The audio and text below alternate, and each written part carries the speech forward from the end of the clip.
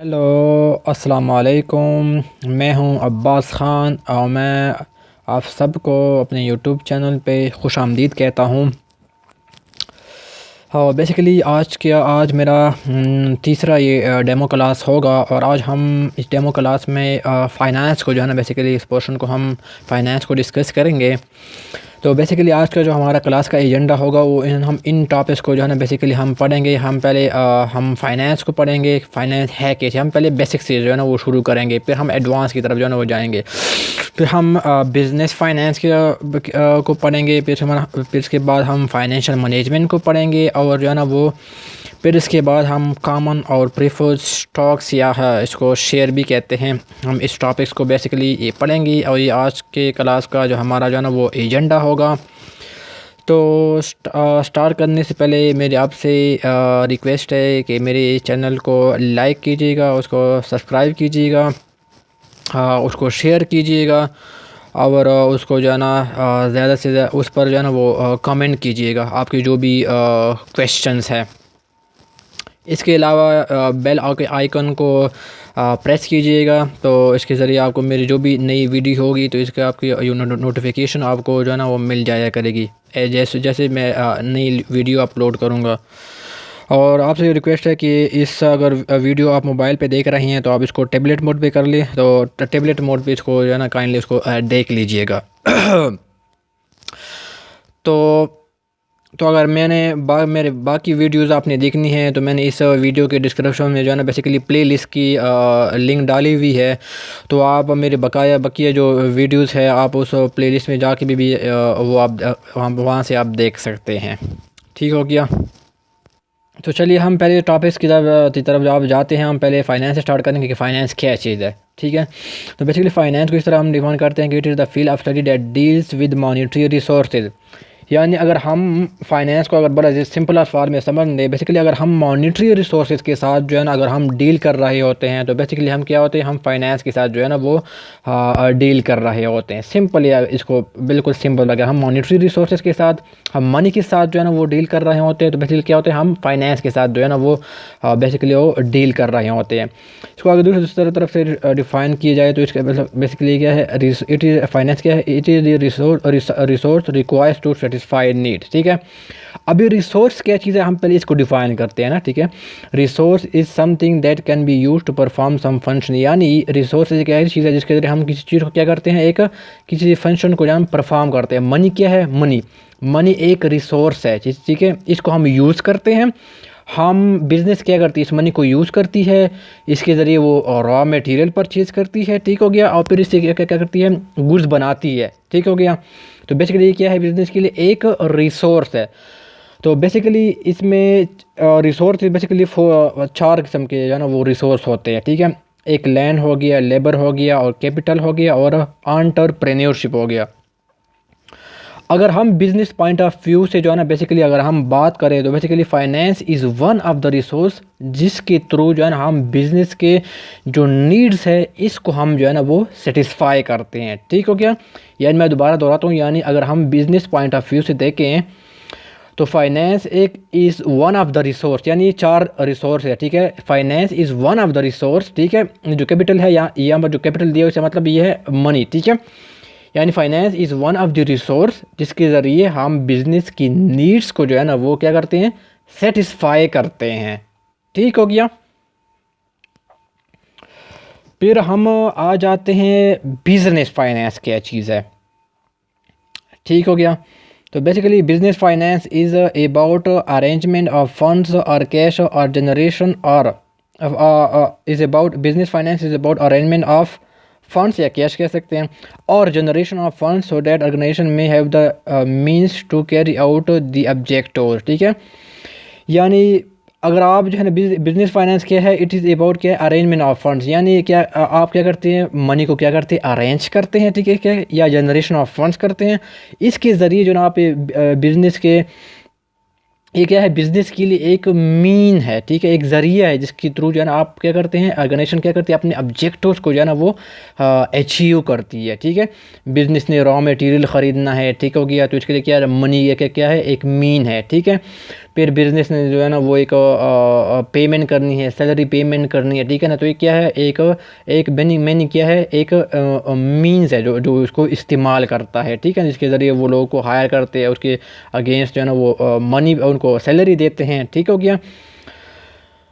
तो business point of view से इसका मतलब ये है कि मनी को क्या करना, अरेंज करना, अरेंजमेंट ऑफ फंड्स, जिसके थ्रू बिज़नेस जो है ना एक बिज़नेस के लिए एक मीन है जिसके थ्रू जो है ना वो अपने ऑब्जेक्टिव को अचीव करते हैं, ठीक हो गया। अब बेसिकली हम इसमें आ जाते हैं तीसरे पोर्शन कि basically business usually use two ways to generate fund. Basically दो तरह की जो है ना बिज़नेस जो है ना, हम कॉरपोरेशन की बात करते हैं, ठीक है ना। तो दो तरह के किस्म के वो वेज इस्तेमाल करते हैं, ठीक है ना। एक हो गया, एक को कहते हैं इक्विटी फ़ंड हो गया ये, और दूसरे को कहा जाता है ये डेट फाइनेंसिंग हो गया। इक्विटी फंडिंग क्या है, यानी ऑर्गेनाइजेशन ने जो है ना अपने शेयर्स को जो है ना वो बेच दिए हैं, ठीक है, उसने पैसा इकट्ठा किया है, ठीक है ना। तो ये क्या है, इनके लिए एक रिसोर्स, एक मनी जिसने क्या किया, इसने एक जनरेट किया है, ठीक है, ठीक हो गया। शेयर बेच के जो पैसा जो है ना वो इकट्ठा हुआ, वो क्या हुआ, वो ओनर का पैसा हुआ ना। तो वो क्या हुआ, शेयर शेयर बेच के जो है ना वो अपना पैसा इकट्ठा कर सकता है, ठीक है ना, आगे की बिजनेस में यूज़ करने के लिए। फिर क्या हुआ, बिज़नेस जो है ना बेसिकली वो बोरो करती है, फाइनेंशियल इंस्टीट्यूशन से बोरो करती है। ये क्या है, बिज़नेस का एक सोर्स ज़रिया है फ़ंड को जनरेट करने का, जिसमें क्या कहते हैं क्रेडिटर आ जाते हैं, ठीक है ना। तो इसको हम बेसिकली डेट फाइनेंसिंग कहते हैं। ऊपर वाला जो हम शेयर बेच के जो पैसे इकट्ठा किया जाता है इसको इक्विटी फाइनेंसिंग कहा जाता है, ठीक है ना। एक्सटर्नल, ये क्या है, एक्सटर्नल लाइबिलिटी आ गई, फाइनेंशियल इंस्टीट्यूशन आ गई, इसको कहते हैं इंटरनल लाइबिलिटी कहा जाता है। जो एसेट को जो है ना वो सॉरी शेयर को जो बेच के जो पैसा जो है ना वो इकट्ठा किया जाता है, ठीक है ना। तो बेसिकली इनको इंटरनल लाइबिलिटी कहा जाता है। अच्छा, इसको इंटरनल लाइबिलिटी बड़ा लूज सेंस में कहा जाता है ना, लूज सेंस मीन्स के अगर कंपनी कल को जो है ना बेसिकली वो अपने ऑपरेशन को जो है ना वो वाइंड अप करे, ठीक है ना, वो लिक्विडेट करे, अपने एसेट को बेच दे, ठीक है ना। तो इसका पैसा क्या होगा, वो उसको शेयर होल्डर में जो है ना वो बांटेगा ना, वो इनकी जो है ना वो बिज़नेस की ऑब्लिगेशन है ना कि वो अपने शेयर होल्डर में बांटेगा कि अगर वो कि अगर कंपनी क्या करती है, अपने ऑपरेशन को क्लोज डाउन करती है, बिल्कुल बिल्कुल लिक्विडेट करती है, ठीक हो गया। तो क्या करेगा, जो जो ये जो मनी है ये क्या करेगा, शेयर होल्डर में जो है ना वो बांटेगा, ठीक है ना। तो ये कंपनी की क्या है, इंटरनल लाइबिलिटी है, ठीक है ना, इन द लूज सेंस इनको कहा जाता है, ठीक है। अगर कल को कंपनी लिक्विडेट हो जाए, अपने ऑपरेशन को बंद करे, बिजनेस से आउट हो जाए, ठीक है, तो ये जो ये अपने एसेट को सेल आउट करे, ठीक है ना, तो ये पैसा जो है ना वो शेयर होल्डर के में जो है ना वो बांटेगा, ये कंपनी की क्या होगा, लाइबिलिटी है, ठीक है ना। तो इन द लूज सेंस उसको कहा जाता है कि ये इंटरनल लाइबिलिटी, ठीक हो गया। अच्छा, फिर हम आते हैं फाइनेंशियल मैनेजमेंट क्या है, ठीक है ना, इसके बारे में हम ये पढ़ेंगे। बेसिकली फाइनेंशियल मैनेजमेंट कहते हैं, financial management is the process of financial management is the process of is the process of planning funds, organizing available funds and controlling financial activities to achieve the goal of an organisation, ठीक हो गया। अब इसमें जो मैंने ये option लगाया है, ये ए बी और सी, इसमें हम समझेंगे कि इसका क्या मतलब है, ठीक है ना। फिर हम अच्छी तरह जो है ना फाइनेंशियल मैनेजमेंट को समझेंगे, जब हम इन टर्मिनोलॉजी को जो है ना पहले समझ लेंगे, ठीक है, कि फाइनेंशियल मैनेजमेंट क्या होता है, ठीक है। हम पहले इन जो डेफिनेशन में इसकी टर्मिनोलॉजी है, जो मैंने वो ऑप्शन लगाए हैं ए बी सी, उसको पहले हम समझेंगे। आप यहाँ पर यूज़ किया planning of fund. Basically planning of funds क्या मतलब क्या है, यहाँ पर प्लानिंग ऑफ फंड्स का मतलब ये है, mean from what sources to get fund, यानी ये कंपनी अगर ये प्लान कर दे कि कंपनी ये प्लान कर रही है कि हमने जो है ना किन सोर्सेज के जो थ्रू जो है ना हमने जो है ना वो अपने फंड्स को जो है ना वो इकट्ठा करना है, ठीक है ना। प्लानिंग ऑफ फंड में ये चीज़ें इकट्ठी आती है, इसमें कंपनी डिसाइड करती है कि हमने किन सोर्सेज के थ्रू हमने फंड्स को क्या करना है, जनरेट करना है, ठीक है। प्लानिंग ऑफ फंड में ये चीज़ें आती है। फिर क्या कहते हैं, इवेलुएट करता है, ठीक है, ये भी प्लानिंग में आती है, ठीक है। इवेलुएट में क्या होता है, वो कॉस्ट ऑफ कैपिटल क्या है ना, उनको जो है ना वो कंपेयर करता है कि हम जो है ना डेट फाइनेंसिंग करें या इक्विटी फाइनेंसिंग करें, कौन सा जो है ना हमें हमारे लिए जो है ना वो बेनिफिशियल होगा। डेट फाइनेंसिंग मैंने बताया था, जब कंपनी जो है ना वो फाइनेंशियल इंस्टीट्यूशन से जो है ना वो लोन लेती है, ठीक है, क्रेडिटर से जो है ना वो पैसे लेती है फंड इकट्ठा करने के लिए, ठीक है ना। जिसको हम एक्सटर्नल लाइबिलिटी कहते हैं। और इक्विटी फाइनेंस क्या होता है, जब वो शेयर बेच के जो है ना पैसा इकट्ठा करती है, जिसको हम जो है ना लूज सेंस में इंटरनल लाइबिलिटी भी कहते हैं, ठीक है ना। तो कॉस्ट ऑफ डेट क्या होता है, कॉस्ट ऑफ डेट क्या होता है, वो इंटरेस्ट पे हमें पे करना होता है, ठीक है ना। बैंक से जब आप लोन लेते हैं उस पर क्या करते हैं हम, इंटरेस्ट पे करते हैं ना। और इक्विटी फाइनेंसिंग का क्या है, वो डिविडेंड जो है ना बेसिकली वो पे करते हैं, ठीक है ना। डिविडेंड वो अमाउंट होती है जो हम जो है ना कंपनी जो है ना वो शेयर होल्डर को जो है ना वो पे ऑफ करती है, ठीक है, शेयर होल्डर को पे ऑफ करती है। ये क्या होता है, कॉस्ट ऑफ इक्विटी होती है, ठीक हो गया। जिस तरह कॉस्ट ऑफ डेट का जो डेट का कॉस्ट है वो इंटरेस्ट है, तो कॉस्ट ऑफ इक्विटी का क्या है, वो डिविडेंड है, ठीक है ना। डिविडेंड वो अमाउंट होती है जो कंपनी शेयर होल्डर को पे ऑफ करती है, क्योंकि इसने शेयर खरीदे होते हैं शेयर होल्डर ने, ठीक हो गया। तो प्लानिंग में ये एक चीज़ें आती है, ठीक है ना। From what resources to get fund, किन सोर्सेज से हमने जो है ना वो इकट्ठा करना, पैसा इकट्ठा करना है, चाहे डेट फाइनेंसिंग से करना है या इक्विटी फाइनेंसिंग करना है, कंपनी ये डिसाइड करेगी। फिर कॉस्ट ऑफ कैपिटल को भी इवेलुएट करेगी, कौन सा जो हमारे लिए बेनिफिशियल होगा, किस चैनल किस चैनल को जो है ना से हम जो है ना पैसे को जो है ना वो जनरेट करें, ठीक हो गया। ये तो हो गया प्लानिंग ऑफ फंड्स हो गया, ठीक हो गया। अब इसमें दूसरा यूज़ हुआ है कि ऑर्गेनाइजिंग अवेलेबल फंड्स। अब इसका क्या मतलब है, ऑर्गेनाइजेशन ऑफ अवेलेबल फंड का मतलब ये है वेयर टू इन्वेस्ट। हमने पैसा जो है ना वो जो है ना हमने डिसाइड कर लिया, हमने पैसा इकट्ठा कर लिया, ठीक हो गया। फिर हमने यहाँ पर डिसाइड करना है कि हमने जो अवेलेबल फंड्स है हमने जमा किया, इकट्ठा किया, उसको अब कंपनी कहाँ पर यूज़ करेगी, इस यहाँ पर कंपनी ये डिसाइड करती है, ठीक है ना।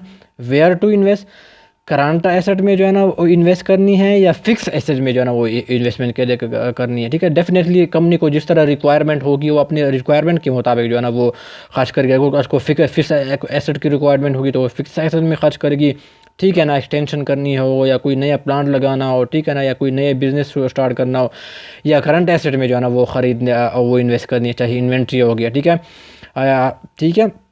और ये भी हो सकता है कि हमने कंपनी ये भी डिसाइड कर सकते हैं कि हमने शॉर्ट टर्म मनी इन्वेस्ट करनी है, लॉन्ग टर्म मनी इन्वेस्ट करनी है, या जो है ना वो ठीक हो गया, इस कौन से ड्यूरेशन के लिए जो है ना हमने मनी को इन्वेस्ट करना है, इसके बारे में जो है ना वो डिसीजन करती है इसमें, ठीक हो गया।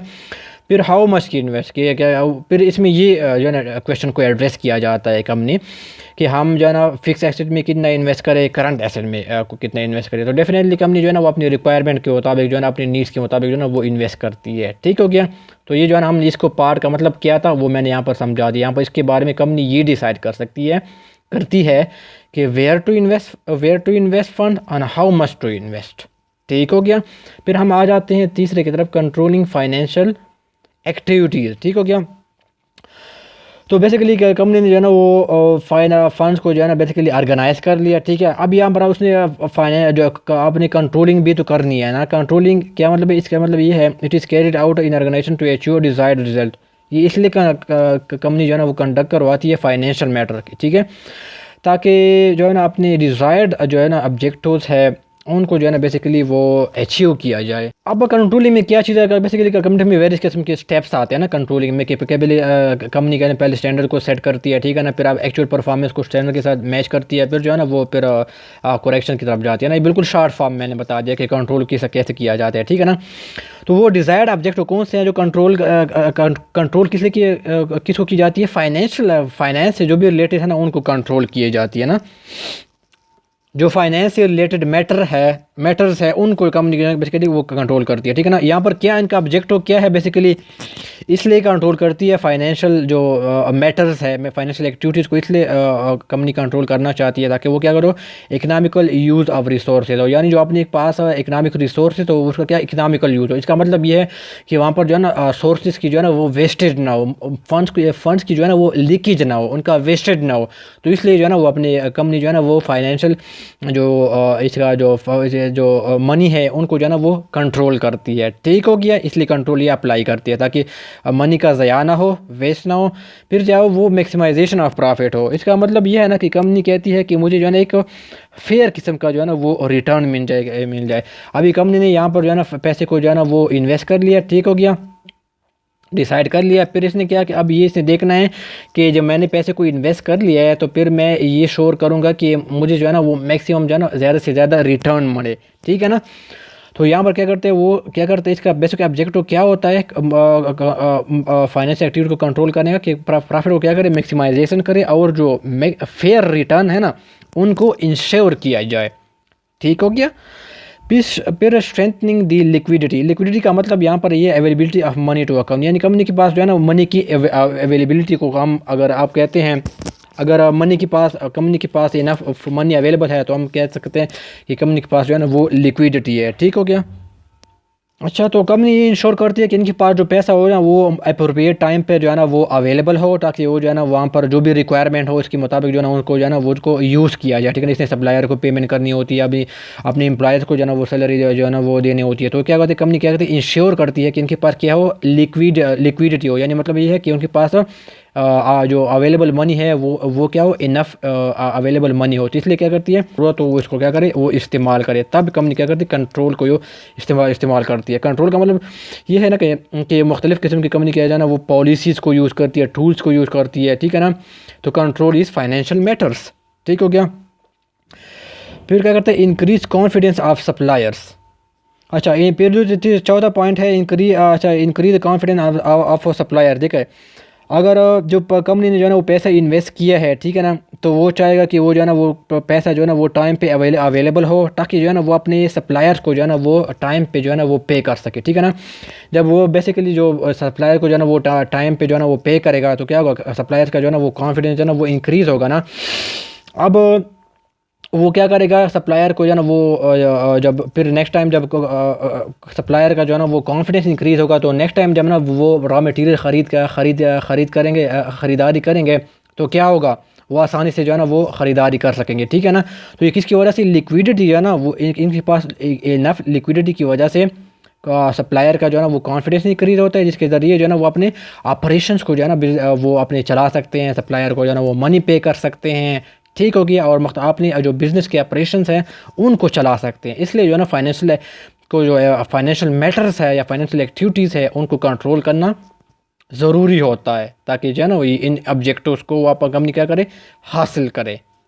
ठीक हो गया। अगर मैं उनको सम अप करूँ तो इसका मतलब ये है, ठीक है, अगर मैं उनको सम अप करूँ तो इसका मतलब ये है कि जो अगर कोई कंपनी जो है ना in planning funds, organising available resource and controlling financial activities में अगर कोई कंपनी जो है ना वो इन्वॉल्व होती है, तो मैं कहूँगा, तो अगर इनमें इन्वॉल्व होती है तो क्या बेसिकली वो क्या है, बेसिकली वो फाइनेंशियल मैटर है उनको क्या करती है, मैनेज कर रही है। वो क्या करती है, फाइनेंशियल मैनेजमेंट में क्या करती है, वो इन्वॉल्व होती है। ठीक है, अगर वो इन स्टेप्स को जो है ना वो कंपनी जो है ना वो परफॉर्म कर रही है, तो हम कहेंगे कि फाइनेंशियल मैटर्स को क्या कर रही है, मैनेज कर रही है। ठीक है, फाइनेंस को क्या कर रही है, मैनेज कर रही है। फाइनेंशियल मैनेजमेंट में कंपनी जो है ना वो इन्वॉल्व है। ठीक हो गया, इसका ये खुलासा हो गया। अच्छा, फिर हम कॉमन स्टॉक और प्रीफर स्टॉक को जो है ना हम बेसिकली इसको डिस्कस करेंगे। हमारा जो चौथा टॉपिक होगा, बेसिकली जो कॉमन स्टॉक है एक किस्म की एक टाइप ऑफ शेयर है। ठीक है ना। प्रीफर स्टॉक क्या है, एक टाइप ऑफ शेयर है, और दोनों का क्या कहा जाता है, ये एक फाइनेंशियल एसेट्स है। फाइनेंशियल एसेट्स वो होते हैं जो कि क्विकली और ईजिली जो है ना वो मनी में जो है ना वो कन्वर्ट हो जाते हैं। आपका स्टॉक मार्केट जो है ना अपने शेयर को बेचते हैं, उनको ख़रीदते हैं। ठीक है ना। तो ईजिली जो है ना वो कन्वर्ट हो जाते हैं फाइनेंशियल एसेट में। इसको जो है ना पूरी डिटेल के साथ जो है ना आगे जो हम रेगुलर क्लासेस में हम फाइनेंस के पोर्शन को डिस्कस करेंगे, तो वहाँ पर डिटेल के साथ पढ़ेंगे फाइनेंशियल एसेट क्या है, इसके क्या नेचर क्या है, और ठीक है वो हम डिटेल के साथ डिस्कस करेंगे। ठीक है। तो कॉमन स्टॉक और प्रेफर्ड स्टॉक क्या है, ये टाइप है फाइनेंशियल एसेट्स की। ठीक है ना। तो बेसिकली कॉमन स्टॉक को हम पहले कॉमन स्टॉक की तरफ आएंगे। ठीक है ना। इसको कहा जाता है ऑर्डिनरी स्टॉक भी कहा जाता है। इसको मुख्तलिफ नाम से जाना जाता है। इसको शेयर भी कहा जाता है, स्टॉक भी कहा जाता है, शेयर भी कहा जाता है, या शेयर सिक्योरिटी भी कहते हैं। ठीक है ना। तो ordinary stock, ordinary share, ordinary security से भी नाम जाता है। ठीक हो गया। तो बेसिकली हम जो इन दोनों को डिफ्रेंशिएट करेंगे, हम कुछ फीचर की बेस पे डिफ्रेंशिएट करते हैं। ठीक है। और दोनों को जब हम डिफ़ाइन करेंगे, तो हम उनको कुछ फीचर के बेस पे जो है ना बेसिकली हम उनको डिफ़ाइन करेंगे। इनके कुछ फीचर्स है, इनकी कुछ करेक्टरिस्टिक्स है, तो इनके बेस पे बेसिकली जो है ना वो हम इनको डिफ़ाइन करेंगे। ठीक हो गया। इसमें पहला जो इसका फीचर आता है राइट ऑफ ओनरशिप है ना, यानी जो स्टॉक होल्डर अगर आप कॉमन स्टॉक ख़रीदते हैं तो क्या आपको क्या मिलती है, आपको ओनरशिप मिल जाती है। ठीक हो गया। उस कंपनी में अगर आप जो है ना वो कॉमन स्टॉक ख़रीदते हैं तो आपको क्या मिल जाती है, आपको ओनरशिप मिल जाती है। ठीक हो गया। फिर कहते हैं पोजेसेस द वोटिंग राइट। अगर आप कॉमन स्टॉक, इसकी दूसरी फीचर ये है कि क्या कहते हैं, आपको वोटिंग राइट मिल जाती है ना। ठीक है। बेसिकली जो शेयर होल्डर होते हैं ना, उनके पास क्या होती है, वोटिंग राइट होती है ना। तो इसके ज़रूरी जो है ना, वो अपने जो बोर्ड ऑफ डायरेक्टर्स है उनको जो है ना बेसिकली वो सेलेक्ट करते हैं। जिसके पास, जिस शेयर होल्डर के पास जितने ज़्यादा शेयर्स होंगे, इतने ही जो है ना उनके पास जो है ना वोटिंग राइट्स जो है ना वो ज़्यादा होंगे। ठीक है, तो शेयर होल्डर इस वोटिंग के थ्रू जो है ना वो अपने बोर्ड ऑफ डायरेक्टर्स को जो है ना वो मुंतखब करते हैं। और बोर्ड ऑफ डायरेक्टर कौन होते हैं, जो कि रिप्रेजेंटेटिव होते हैं शेयर होल्डर के, जो कि जो है ना पॉलिसीज मेकिंग में इन्वॉल्व होते हैं ब्रॉडर लेवल पे। एक ब्रॉडर लेवल पे जो है ना वो प्लानिंग पॉलिसी सेट करते हैं। ब्रॉडर लेवल पे जो है ना वो एक प्लानिंग में जो है ना वो इन्वॉल्व होते हैं। तो बोर्ड ऑफ डायरेक्टर क्या होते हैं, एक रिप्रेजेंटेटिव होते हैं, they act on behalf of share holder. ठीक है ना, तो बोर्ड ऑफ डायरेक्टर कौन सेलेक्ट करते हैं, शेयर होल्डर सेलेक्ट करते हैं। और शेयर होल्डर के पास क्या ना वो वोटिंग राइट होता है। वोटिंग राइट कब आता है, जब आप जो है ना कंपनी में जो है ना वो कॉमन स्टॉक खरीदते हैं। ठीक हो गया। फिर दूसरा आ जाती है residual claim to assets in the event of liquidation, हो गया। ठीक हो गया। अभी मिसाल के तौर पर अगर आपने कोई कंपनी है, ठीक है ना, उसने लिक्विडेट करनी है। ठीक है, लिक्विडेशन का मतलब मैंने पहले भी समझाया था लेक्चर नंबर 2 में, कि लिक्विडेशन का मतलब ये है कि कंपनी जो है ना अपने जितने भी एसेट्स है उसने जो है ना उसने सेल ऑफ कर दिए हैं। ठीक है ना, तो इससे जो रकम रिटर्न रकम आएगी, अपने एसेट को सेल ऑफ कर लिए। ठीक है ना, मिसाल के तौर पर अपने ऑपरेशन को बंद करना चाहती है। ठीक है ना, तो इसे सेल ऑफ कर दिए तो पहले क्या करेगा वो, अपने जो इसके एक्सटर्नल है, जो क्रेडिटर्स है, पहले पहले जो है ना क्रेडिटर्स के जो है ना वो क्लेम को जो है ना वो सेटल किया जाएगा। ठीक हो गया, जिसको कहते हैं एक्सटर्नल जो लाइबिलिटी। ठीक हो गया, एक्सटर्नल लाइबिलिटी जो रिप्रेजेंट करते हैं। पहले क्रेडिटर जो फाइनेंस इंस्टीट्यूशन है, जो कि एक्सटर्नल लाइबिलिटीज़ है, उनको जो है ना फुलफ़िल करेंगे। ठीक हो गया। फिर क्या करेंगे, जो बच जाएगी उसको पहले प्रीफर स्टॉक में, जो प्रीफर स्टॉक होल्डर है उसमें डिवाइड करेंगे। और फिर जो रह जाएगी ना, फिर वो क्या होगा, कॉमन स्टॉक होल्डर में क्या होगा, वो जो है ना वो डिवाइड होगा वो अमाउंट। ठीक हो गया।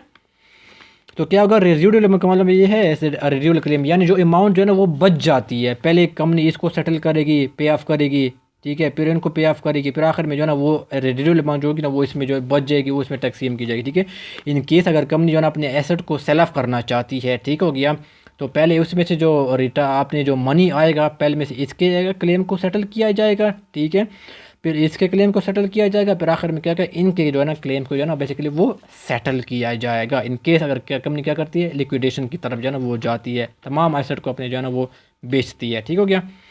फिर दूसरे में आ जाती है, चौथे में, possesses the right to participate in the event. ठीक है ना, जो कॉमन स्टॉक होल्डर है वो क्या करते हैं, वो उनको राइट होता है कि डिविडेंड क्या करें, उनमें पार्टिसिपेट करें, यानी उनको डिविडेंड का जो है ना वो राइट हासिल होता है।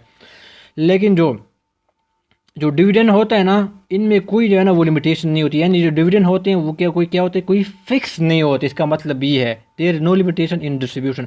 मतलब ये है कि कोई इसमें क्या होगा, कोई फिक्स नहीं है। ठीक है ना, rather increase in earning with will lead to increase in dividend. यानी कंपनी जितनी भी जो है ना वो अर्निंग करेगी, ठीक है ना, प्रॉफिट कमाएगी, नेट इनकम कमाएगी, ठीक है ना, वो जितना ज़्यादा होगी इतना ही जो है ना वो जो कॉमन शेयर होल्डर होंगे इनको जो है ना वो मिलेगा। ठीक है ना, अगर वो मिसाल के तौर पर अगर वो 100 मिलियन जो है ना वो कमाती है, ठीक है, कि नेट इनकम कमाती है, तो क्या ना, तो इसमें से जो है ना वो डिस्ट्रीब्यूट होगा। ठीक है, अब अगर ये अगले साल नेट इनकम इनकी हो गई है ना 200 हो गई है, तो क्या करेगा वो इसमें से जो है ना वो डिस्ट्रीब्यूट करेगा। ठीक है ना, यानी जितना नेट इनकम ज़्यादा होगी इतनी ही जो है ना वो शेयर होल्डर में जो है ना वो ज़्यादा जो है ना वो डिस्ट्रीब्यूट होगा, एज ए डिविडेंड होगा। ठीक है ना, इसका मतलब ये है कि ये कोई फिक्स नहीं है, जितना अर्निंग ज़्यादा होगा इतना ही जो है ना वो डिविडेंड को क्या करेगा, स्टॉक होल्डर को डिविडेंड ज़्यादा रिसीव होगा। ठीक है, अगर कंपनी जो है ना वो डिसीजन करती है डिविडेंड देने का।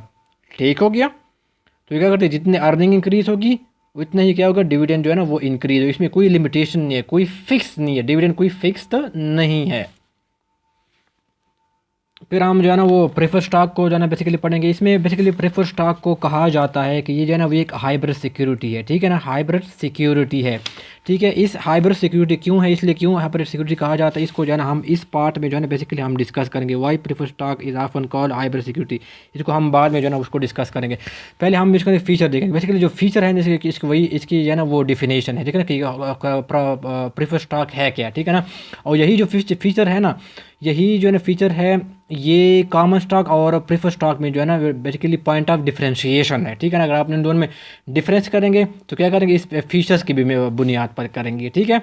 अगर आपने उसको डिफाइन करना है तो इस फीचर की बुनियाद पे आपने उसको डिफाइन करना, ठीक है। इनके पास कोई राइटिंग नहीं है, ठीक है। जबकि कॉमन स्टॉक होल्डर के पास जो है ना वो राइट थे, वो अपने बोर्ड ऑफ डायरेक्टर को कॉमन स्टॉक वोटिंग राइट को यूज़ करते हैं, अपने बोर्ड ऑफ डायरेक्टर को मुंतखब कर सकते हैं, लेकिन उनके पास कोई वोटिंग राइट नहीं होते, ठीक है। उनके पास क्या है, प्रेफरेंस और common stock in relation to dividend, ठीक है ना। ये क्या है, प्रीफर्ड का मतलब क्या है, तरजीह देना, ठीक है ना। तो वो जो प्रीफर्ड स्टॉक होल्डर है वो क्या करते हैं हमेशा, अगर कंपनी ने डिविडेंड जो है ना वो देना है तो पहले क्या कौन से रिसीव करेंगे, प्रीफर्ड स्टॉक होल्डर रिसीव करेंगे। इसके बाद जो रेजिडुअल अमाउंट आएगी, जो बच जाएगी, वो फिर क्या होगा, कॉमन स्टॉक होल्डर में तकसीम किया जाएगा, ठीक है ना। तो प्रीफर्ड स्टॉक होल्डर को उसको क्या होती है, एडवांटेज होती है, ठीक है ना। उसको प्रेफरेंस दी जाती है डिविडेंड देने में, ठीक हो गया। Callable at the option of corporation, ठीक है ना। ये करेक्टरिस्टिक जो है ना वो कॉमन स्टॉक में नहीं होता, लेकिन प्रीफर्ड स्टॉक में ये होता है। ऑर्गेनाइजेशन किसी भी टाइम उसको कॉल करती है, मिसाल के तौर पर ऑर्गेनाइजेशन ने जो है ना वो 20 मिलियन के जो है ना बेसिकली वो प्रीफर जो है ना वो स्टॉक जो है ना वो बेचे हैं, ठीक है ना, ठीक है, उसने बेचे हैं।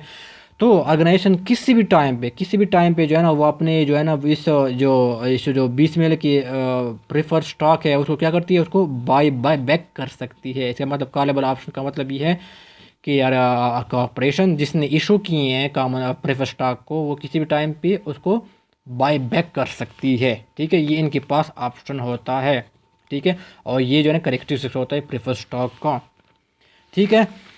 फिर हो गया convertible to common stock at the option of the holder, ठीक है। उसको कन्वर्ट भी किया जा सकता है, प्रेफर स्टॉक को कॉमन स्टॉक में जो है ना वो कन्वर्ट किया जा सकता है। इसकी जो है ना वो इसकी एडवांटेज भी है, ठीक हो गया। जो कि कॉमन स्टॉक को जो है ना ये इसमें डिफ्रेंशिएट करती है, ठीक है। कॉमन प्रेफर स्टॉक को क्या करती है, इसको कॉमन स्टॉक में कन्वर्ट किया जा सकता है, ठीक है। अगर होल्डर ऐसा करना चाहे, होल्डर क्या होता है, प्रेफर जिसने क्या करते हैं, जिसने शेयर खरीदे होते हैं ना, ठीक है। अगर वो प्रेफर स्टॉक होल्डर ऐसा करना चाहे तो इनके पास ये ऑप्शन मौजूद होता है कि क्या करे, कॉमन स्टॉक में जो है ना वो प्रेफर स्टॉक को कॉमन स्टॉक में जो है ना उसको कन्वर्ट कर ले, ठीक हो गया। इस पॉइंट को जो है ना मैं बाद में जो है ना मैं एक्सप्लेन करूँगा कि क्युमुलेटिव डिविडेंड राइट से क्या मतलब है, ठीक है ना। फिर यहाँ पर आ जाती है prefer stock holder will receive only the specified dividend, ठीक हो गया। अभी जो है ना वो जो कॉमन स्टॉक था ना, जो मैंने यहाँ पर समझाया था, यहाँ पर क्या था, prefer stock holder will receive only the specified dividend. ये हमेशा क्या करे, एक इसका मतलब ये है वो कि एक फिक्स डिविडेंड जो है ना उनको रिसीव होगी, जैसे एक $5 पर शेयर, ठीक है ना, या ₹5 पर शेयर, ठीक है ना। ये एक फिक्स्ड अमाउंट है जो उनको जो है ना वो मिलेगी अगर वो उसने प्रेफर स्टॉक जो है ना वो ख़रीदे हैं, ठीक हो गया। एक फ़िक्स अमाउंट मिलेगी। जबकि हमने कॉमन स्टॉक में जो है ना वो यहाँ पर पढ़ा कि क्या होगा, इनकी जो है ना जैसे अर्निंग इंक्रीज़ होगी तो क्या होगा, उनका जो डिविडेंड होगा वो क्या होगा, इंक्रीज़ होगा। वो डिविडेंड का क्या है, फिक्स नहीं है, और ठीक है। जबकि यहाँ पर क्या है, जो प्रेफर स्टॉक होल्डर है इनका क्या है कि डिविडेंड क्या होता है, ये फिक्स होता है, उनको फिक्स मिलेगा, ठीक हो गया।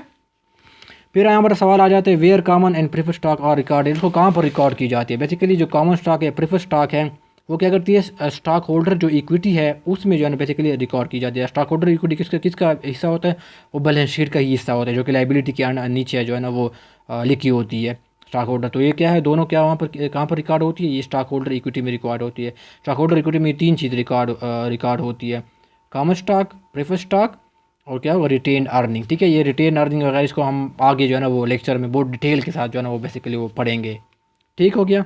अच्छा, फिर हम इसकी तरफ आ जाते हैं कि क्युमुलेटिव डिविडेंड राइट्स क्या होता है, ठीक है ना। तो ये एग्जामिनर अगर आप क्वेश्चन पूछे, ठीक है ना, क्वेश्चन पूछते हैं तो आप अगर ये बताते हैं तो फिर आपसे ये सवाल भी कर सकते हैं कि क्युमुलेटिव डिविडेंड राइट से क्या मतलब है, ठीक है ना। तो मैं आपको ये समझाता हूँ कि इसका क्या मतलब है, ठीक हो गया। ये जो प्रीफर स्टॉक और कॉमन स्टॉक ये बहुत इंपॉर्टेंट है। ये मेरे ZTBL में जो मेरा इंटरव्यू हुआ था वहाँ से जो है ना यहाँ से मुझसे जो है ना वो क्वेश्चन जो है ना वो पुट किए गए थे इंटरव्यूअर ने। तो ये बहुत इंपॉर्टेंट है प्रेफर स्टॉक और कॉमन स्टॉक, ठीक है। तो क्युमुलेटिव डिविडेंड राइट से क्या मतलब क्या है, हम प्रेफर स्टॉक की बात करें, ठीक है ना। If all or any part of the regular dividend on the prefer stock is omitted, इनको छोड़ दिया जाए किसी साल में, ठीक है, in a given year, the omitted amount is said to be in arrears. वो जो ओमिटेड अमाउंट होगा वो क्या होगा, एरियर में होगा, वो क्या होगा, कैरी फॉरवर्ड होगा, वो अगले साल जाएगा, ठीक है ना। And must be paid in a subsequent, यानी अगले साल, and must be paid in a subsequent year before any dividend can be paid in the common stock, ठीक है ना। तो वो जो ईरियर में रहेगा ना, किसी साल अगर कंपनी ने कोई डिविडेंड स्किप कर दिए तो क्या करके वो डिविडेंड जो स्किप किया है, छोड़ दिया है, वो अगले साल जो है ना डिविडेंड कंपनी को क्या करके वो पे करेगा, ठीक है ना। मिसाल तो हम लेते हैं कि क्या करते हैं, कंपनी ने पर शेयर जो उसकी जो डिविडेंड है इसकी अमाउंट रखी है 10 रुपये, ठीक है, क्योंकि ये प्रिफर्ड है ना, तो प्रिफर्ड में क्या होता है वो फिक्स होता है, ठीक है, कि आप जहन में रखिए, ठीक है। और कंपनी के पास जो है ना प्रिफर्ड शेयर कितने हैं, 500 है, ठीक है ना। तो total number amount of dividend कितना आ जाएगा, $10, क्योंकि एक 10 का है और 500 जो है ना वो शेयर है, तो टोटल कितना आ जाएगा, 5,000 जो है ना वो डॉलर आ जाएंगे, ठीक है ना। अभी क्या करेगा कंपनी जो है ना 2020 में जो है ना 5,000 मिसाल के तौर पर कंपनी ने जो है ना वो डिविडेंड जो है ना वो डिक्लेयर कर दिया, ठीक है ना। तो जब डिक्लेयर कर दिए तो कंपनी ने जो है 2020 में मिसाल के तौर पर 5,000 देने हैं, ठीक है, अभी देना है, ठीक है। अभी जो है ना 2021 आ गया है, कंपनी जो है ना वो डिविडेंड नहीं पे करना चाहती, क्योंकि कंपनी क्या है कि मैं आगे इसको आगे इस डिविडेंड को जो है ना मैं आगे जो है ना वो उसको उसको लगाऊं, मैं आगे जो है ना उसको एक्सपेंशन में लगा दूं, ठीक है ना, या उनके पास कोई फाइनेंशियल कोई रिस्ट्रेंट्स है, कोई फाइनेंशियल वीकनेस है, तो उसकी वजह से वो डिविडेंड पे नहीं कर पाती, ठीक है। तो इसने इस साल पे कर दिया, ठीक है। अब अगले साल अगर कंपनी के पास इतना ज़्यादा प्रॉफिट हुआ, अगर इसके पास अच्छे खासा प्रॉफिट हुआ, तो इसमें क्या होगा, अगर वो डिविडेंड क्या कुमुलेटिव होगा, तो वो जो पिछले साल इसने जो स्किप किया था, नहीं दिया था, वो भी देगा, और इसी साल का डिविडेंड जो 2022 में डिक्लेयर हुआ था वो भी देगा, ठीक है ना। तो ये कुमुलेट होगा, ठीक है, जो पिछले साल का नहीं दिया था वो सब्सिक्वेंट जो 2022 आएगा वहाँ पर जो है ना वो देगा, ठीक है। और ये टोटल डिविडेंड कितना बनेगा, $10,000 जो है ना वो टोटल डिविडेंड 2022 में जो है ना वो पे करेगा, ठीक है। ये पिछले साल का डिविडेंड ऐड हो गया और इसी साल का ऐड हो गया, ठीक है, क्योंकि पिछले साल जो है ना कंपनी ने जो है ना वो पे ऑफ नहीं किया था, ठीक है ना, कोई कुछ रिस्ट्रेंट्स की वजह से, ठीक है ना। तो ये इसका एग्जांपल होगा, ठीक है। फिर इसमें आ जाती है, ये क्या होगा, ये इसकी बेसिक कैरेक्टरिस्टिक्स है जो इसको जो है ना कॉमन स्टॉक से जो है ना वो डिफरेंशिएट करती है, ठीक हो गया, ये बेसिक कैरेक्टरिस्टिक्स है इसकी। फिर नॉन कम्युलेटिव डिविडेंड जो है ना वो प्रेफर स्टॉक की भी होते हैं, ठीक है। अगर if prefer stock is non cumulative unpaid dividend does not carry forward to future year and has no effect on the company ability to pay dividends on common stock in the future, ठीक हो गया। मिसाल के तौर पर company ने जो है ना पाँच हज़ार डॉलर जो है ना वो वही एग्जांपल जो है ना हम इसको भी चलाते हैं, ठीक है ना। $5,000 जो है ना 2020 में डिविडेंड पे किया, ठीक है। फिर 2021 का ऐसा साल आया तो इसने जो है ना कोई डिविडेंड पे नहीं किया, ठीक है। अभी जो 2022 आएगा तो क्या करेगा कंपनी जो है ना पिछला जो है ना वो डिविडेंड पे नहीं करेगा, क्योंकि क्या